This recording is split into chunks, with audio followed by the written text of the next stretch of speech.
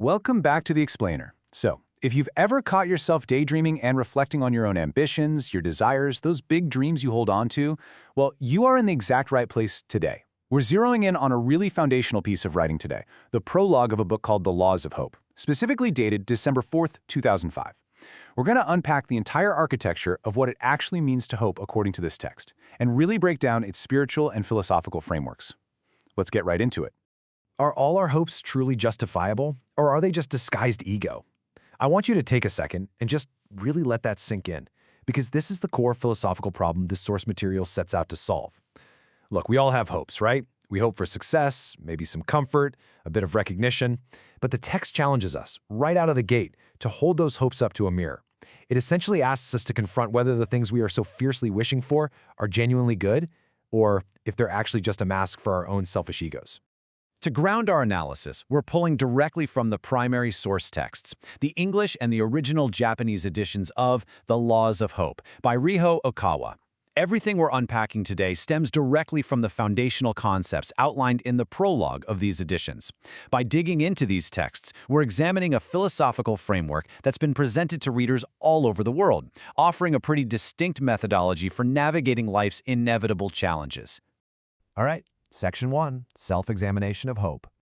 The text makes it absolutely clear that while having hope is basically the essential fuel for human life, not all hope is created equal. Before we just charge forward with our desires, those desires have to be critically examined. The source material sets up this stark, uncompromising contrast between two types of hope. On one side, you've got ego-driven hope. This is identified as harmful and selfish. You know, the kind of ambition that might push someone else down just so you can climb up. Then on the flip side, we have justifiable hope. This one is defined as pure and, most importantly, totally harmless to others. The text argues that true hope literally cannot exist if realizing it comes at the unfair expense of somebody else. It's basically a rigorous ethical filter that you apply directly to your personal ambitions. It says, we must self-examine whether our hope is justifiable and not based on ego. So the source places the burden of responsibility squarely on the individual. It demands self-reflection. And I want you to think about how applying this exact filter changes the way we view our everyday desires. If you run your absolute biggest goal through this test right now, asking yourself, hey, is this just my ego talking? Is achieving this going to harm someone else? It can fundamentally shift your whole perspective. The text suggests that only by passing this rigorous test of self-examination can a hope truly be considered valid. Moving on to Section 2, the eternal perspective. Okay, so let's say you've examined your hope. It's pure, it's totally justifiable. But what happens when you put in all the work and those hopes just don't immediately come true? Usually we measure the success of our hopes in days, months, maybe a few years if we're patient. But the book outlines this really fascinating theological concept that expands our time frame dramatically. It starts with present effort, the day-to-day grind. Then it stretches to the immediate future, looking at years down the line.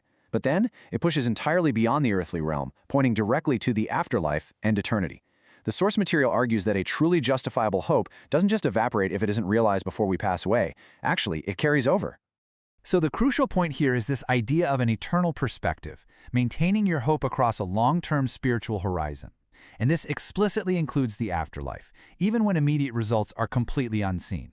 The source frames this eternal viewpoint not just as some abstract religious concept, but as an essential practical tool for overcoming short-term despair. Think about it. If your hope is justifiable and pure, the text posits that you shouldn't fall into depression if it doesn't miraculously happen tomorrow. By stretching the timeline out to eternity, the text aims to give us this unbreakable resilience against the inevitable delays and disappointments we face in the present physical world. Which brings us to Section 3, Prayer and Self-Realization. So once we have this justifiable hope and we've adopted an eternal perspective, what are the actual spiritual mechanics described in the text for achieving these long-term hopes? Interestingly, the prologue positions the concept of prayer in a very specific way, as the final resort for holy self-realization. It doesn't frame prayer as your very first impulse or, some magic shortcut to getting what you want. Instead, the implication here is that human effort, rigorous self-examination, and sheer perseverance have to come first. Once you've completely exhausted your worldly efforts in pursuit of a purified, ego-free hope, that's when prayer becomes the ultimate spiritual mechanism, aimed specifically at achieving this holy self-realization. It's an elevation of the self that aligns with a much higher, eternal purpose. And finally, Section 4, Advancing with Courage and Wisdom. This is where all these theological and philosophical concepts transition into the action-oriented phase of the journey. It's about how we physically move forward in the real world. We can essentially see the full architecture of hope mapped out in 3 distinct steps here. Step 1, self-examination, where we actively filter out our ego. Step 2, prayer, which, as we just discussed, is utilized as a sincere last resort for holy self-realization. And step 3, opening the path. The text makes it incredibly clear that hope doesn't just happen to you. You have to get out there and carve out the reality yourself. It emphasizes that physical and spiritual progression requires courage to actually take the necessary steps and wisdom to navigate the inevitable obstacles. It's this really dynamic combination of inner spiritual refinement and bold outward action. As we wrap up, I want to leave you with one final thought-provoking question directly inspired by today's source material. Is your hope rooted only in the present, or is it a light for eternity? We've explored how the prologue of the Laws of Hope challenges us to strip away our ego, stretch our timelines way beyond our immediate lives, and move forward with both spiritual prayer and active courage.